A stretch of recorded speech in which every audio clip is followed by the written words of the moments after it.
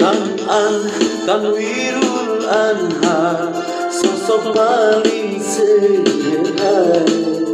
Tan'an Tanwirul Anhar, milik membangun Lombok Timur.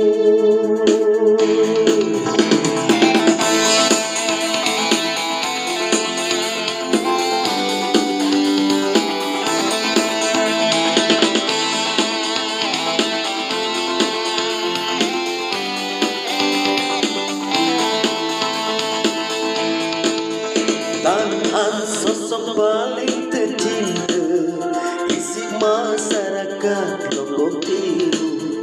Sehingga dia dengan biasa, dai dengan paling setia. Itu perlu yang lagu paling sosok dengan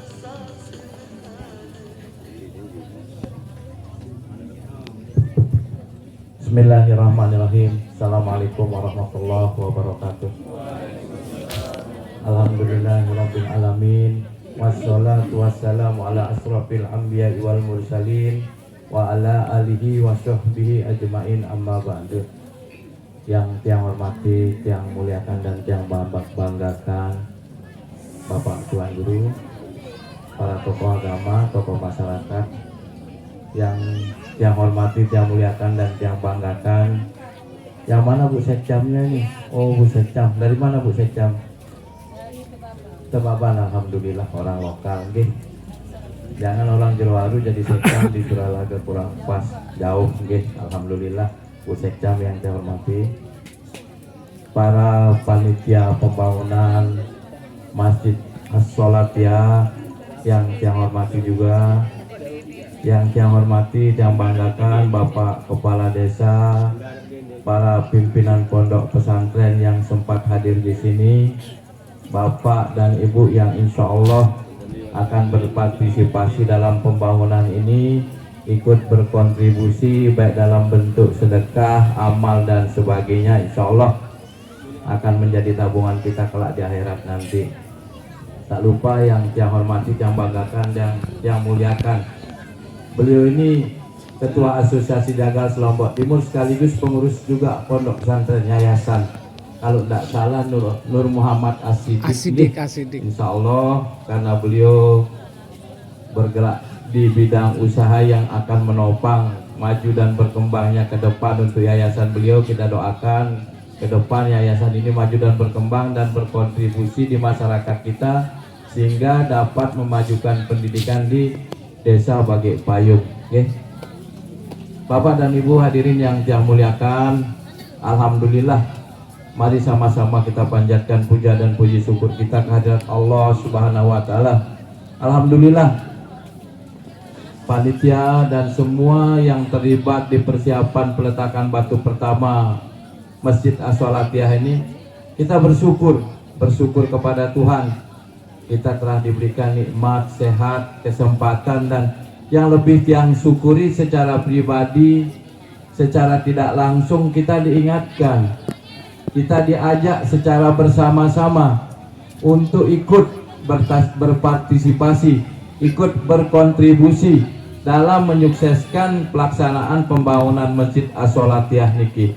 Alhamdulillah. Andai kita tidak diundang Pak, bayangkan mungkin kalau tidak ada kegiatan kantor seginian Pak, kalau tiang tidak bertamu, tiang duduk-duduk ngerjain bunga, ngerjain kesenangan, ngerjain piaraan-piaraan, kan kita lalai, kita lupa, tidak ada yang ajak. Tapi setidaknya kalau kita diajak dalam acara seperti ini, kita diingatkan untuk kebaikan. Tidak semua kita ingat akan kebaikan, tapi begitu ini ada, kita diundang, kita dipercaya, entah jadi pengurus yayasan, entah jadi Bu Sekcam, entah jadi apapun namanya, yang jelas kita diajak untuk melakukan kebaikan. Itu yang patut kita syukuri. Yang kedua, selawat dan salam mari sama-sama kita haturkan ke junjungan Nabi besar Muhammad Sallallahu Alaihi Wasallam dengan ucapan Allahumma sholli ala Sayyidina Muhammad wa ala ali Sayyidina Muhammad. Mudah-mudahan kelak kita di hari kemudian mendapat syafaatnya. Al-Mukarram yang tiang hormati dan tiang muliakan, bapak-bapak tokoh agama, tokoh masyarakat.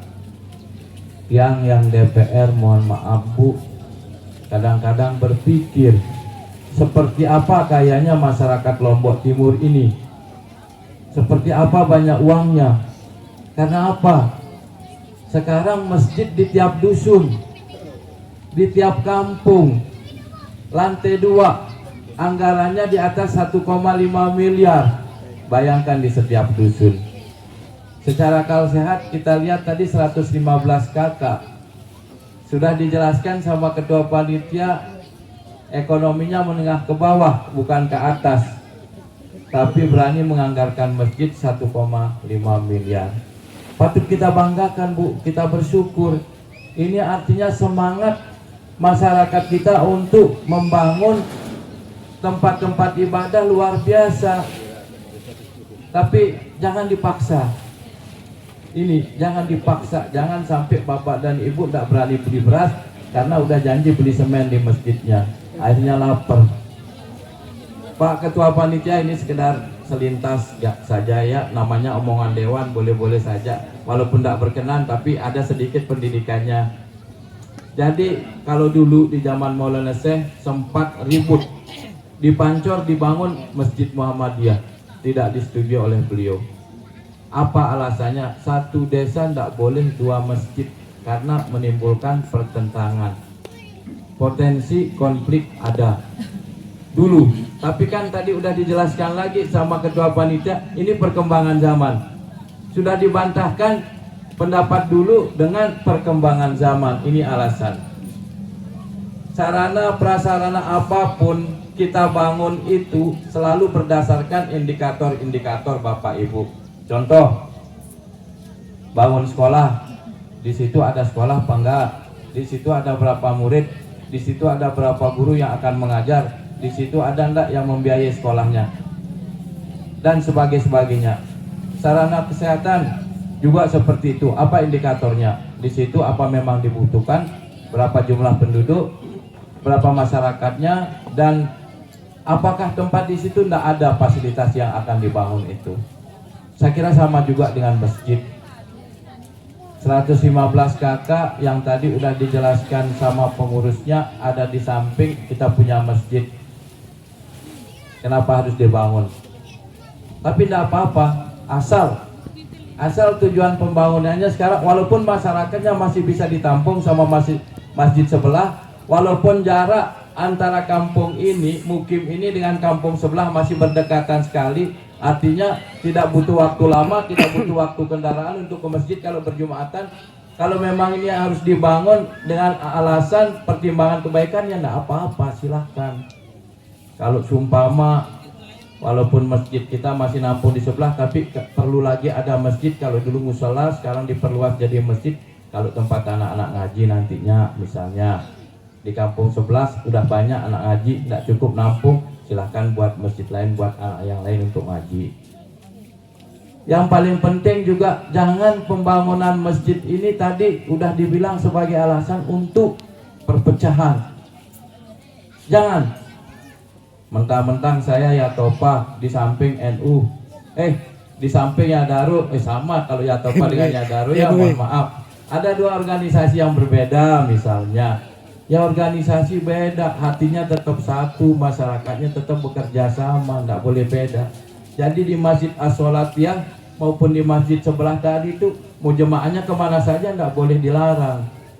Jemaah sini mau ke sana silahkan, jemaah sana mau ke sini silahkan. Jangan ada potensi konflik atau perpecahan.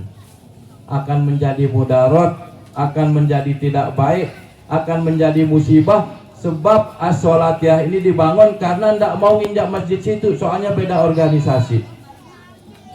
Nauzubillah. Dia namanya idafta tokol tono. Ia kuning, ita abang, ia kuning, ita PKB, ia PKS, tidak boleh begitu. Nah, jadi sebab kita membangun ini untuk kebaikan, untuk menampung.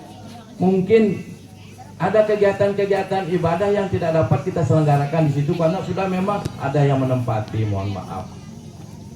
Ini Pak Ketua nggih, Saya lihat potensi penduduk masih kecil, jaraknya juga dekat, tapi tidak apa-apa, tidak apa-apa. Kita tidak punya alasan untuk tidak membangun ini karena keinginan masyarakat, tapi yang perlu jaga kekompakannya. Masjid ini milik semua, bukan masjid A, B, A, enggak. Tapi masjid sini maupun masjid sana sama-sama punyanya semua. Jadi siapapun di sini mau ke situ silahkan, mau ke sini silahkan. Ada anak-anak yang sebelah sana mau ke sini silahkan. Oke. Nah, ini mungkin yang harus kita pikirkan ke depan, jangan sampai membawa mudarat. Yang kedua, Pak Ustadz, mohon maaf, nantinya yang perlu pelumbuh pikirkan setelah jadi masjid ini jangan sekedar jadi masjid 18 kali 18, Allahu Akbar, pagi subuh ngengat ngebang di narak dengar mudi. Sampai dia kamat baru 4 orang yang datang, mohon maaf. Padahal 18 ke 18 bisa diisi 10 sampai 20 sab, ternyata hanya 4 orang. Mudarat berapa? 1,5 miliar. Yang hadir sholat berapa? 4 orang. Mohon maaf, ini kan mudarat juga, tanggung jawab moral. Panitia siap membangun ini, siap memakmurkannya ke depan. Anak-anak yang ngaji keluar, tarik ngaji ke sini di kampungnya, ndak usah keluar biar ndak jauh-jauh, biar ndak memakan waktu untuk ke tempat ngaji. Tapi ini ada masjid di kampungnya, silahkan diberdayakan di sini. Kalau siang acara apa, kegiatan keagamaan. Kalau malam acara apa, tolong dimakmurkan masjidnya supaya bapak jangan sia-sia. Sudah ngumpulin duit banyak, terus ndak dimakmurkan, mudarat. Ini juga harus jadi pertimbangan Pak Ketua Panitia. Saya satunya Pak Ketua Panitia aja, Bu Sekcam saya tidak tahu tanggung jawabnya di sini. Berikutnya Bapak dan Ibu, seharusnya kedua panitia ini jeli dong. Jangan di sini di Suralaga ini ada Pak Mualani, ada Pak Haji Huspiani, ada Ibu Nur Hasanah. Siapa lagi Bu? Haji Wildan, 4 ya. 4 anggota dewan kok ya diundang cuman Pak Tanwir aja. Pak Tanwir dapilnya di sana Pak, di dapil 2. Sakra Timur, Sakra Barat, Keruak, Jeruaru. Apa hubungannya dengan Bage Payung? Mohon maaf, saya di sini kebetulan diundang sama adik saya, saudara Ramdan. Ada orang yang sangat saya hormati juga di sini. Kakanda Pak Haji Muiz, Pak Kades, semua orang yang saya kenal di sini, itu yang membuat dia mau hadir dan tahu kalau dewan diundang melakukan peletakan batu pertama, bukan kehadirannya saja tapi berapa sah. Itu kan. Nah, kalau seumpama Bu Sekcam undang kita 4 anggota dewan di sini, paling tidak kan 400 sah. Kenapa kok cuman yang dapil 2 aja diundang? Andai tidak ada Pak Jimui sama Ramdan atau Pak Kades di sini, tidak ada alasan tiang datang. Jangan-jangan salah undangan.